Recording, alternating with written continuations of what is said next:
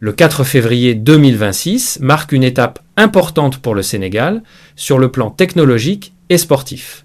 D'un côté, l'arrivée officielle de Starlink ouvre de nouvelles perspectives en matière de connectivité, et de l'autre, la polémique autour de la finale de la CAN 2025 continue de secouer le football africain et le Sénégal. Ces deux événements, bien que très différents, reflètent chacun, à leur manière, les enjeux contemporains du pays, tant dans le développement numérique que dans le sport continental. Starlink, filiale de SpaceX, a officiellement lancé ses services d'Internet par satellite au Sénégal, offrant la possibilité d'un accès haut débit, même dans les zones les moins couvertes par les réseaux traditionnels. Cette initiative pourrait transformer de nombreux aspects de la vie quotidienne, notamment l'éducation, le travail en ligne et le développement numérique local.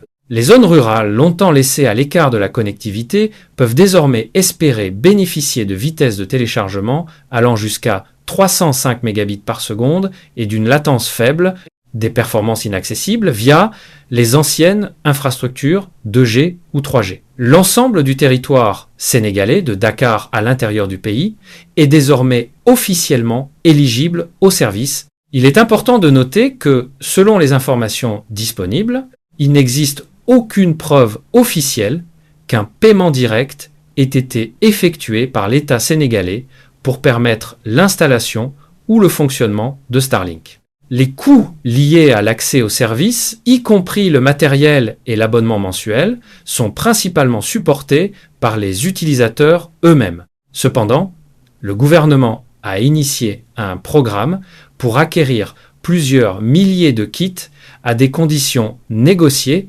afin de connecter certaines écoles, administrations et zones isolées dans le cadre de sa stratégie de développement numérique connue sous le nom de New Deal technologique. Les détails financiers de ce projet n'ont pas été rendus publics.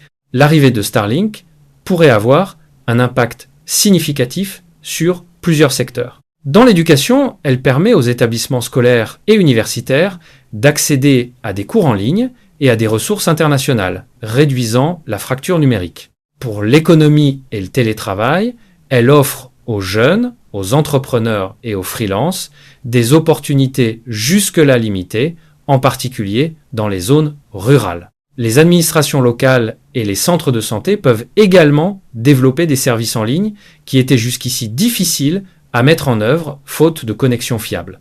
Malgré ces avantages, des défis demeurent, notamment en termes de coûts pour les ménages et d'adaptation à la régulation locale par l'autorité de régulation des télécommunications et des postes. Parallèlement, le football sénégalais continue de faire parler de lui. Même après le triomphe historique du Sénégal à la CAN 2025, où l'équipe nationale a battu le Maroc 1-0 après prolongation, les suites de cette finale restent controversées. Le match avait été marqué par des décisions arbitrales contestées et des comportements jugés indisciplinés de la part de certaines équipes et de leurs supporters. La CAF a réagi en imposant des sanctions financières et disciplinaires importantes touchant la Fédération sénégalaise de football, le staff technique et plusieurs joueurs. Le montant cumulé des amendes dépasse le $1 million et plusieurs suspensions concernent les prochaines rencontres continentales, ce qui pourrait affecter la sélection sénégalaise dans ses futures compétitions.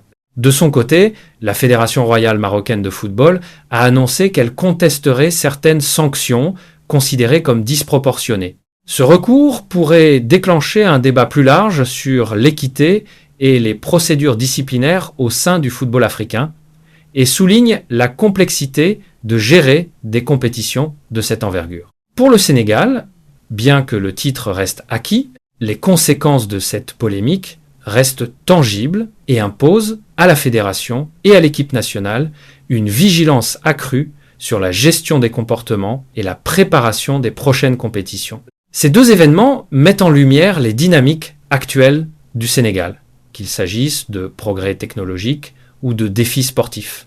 L'accès à Internet par satellite et la connectivité accrue constituent un outil de développement et d'inclusion, tandis que la gestion des suites de la CAN 2025 montre que le sport, même couronné de succès, est étroitement lié à la gouvernance et à la rigueur institutionnelle. Dans les deux cas, les décisions prises aujourd'hui auront un impact durable sur le pays, que ce soit pour la compétitivité numérique ou la réputation du football sénégalais sur la scène continentale. Si vous voulez rester au cœur de l'actualité sénégalaise, comprendre les enjeux derrière chaque événement et ne rien rater des décisions qui impactent notre pays, abonnez-vous dès maintenant à notre chaîne et activez la cloche pour recevoir toutes nos vidéos.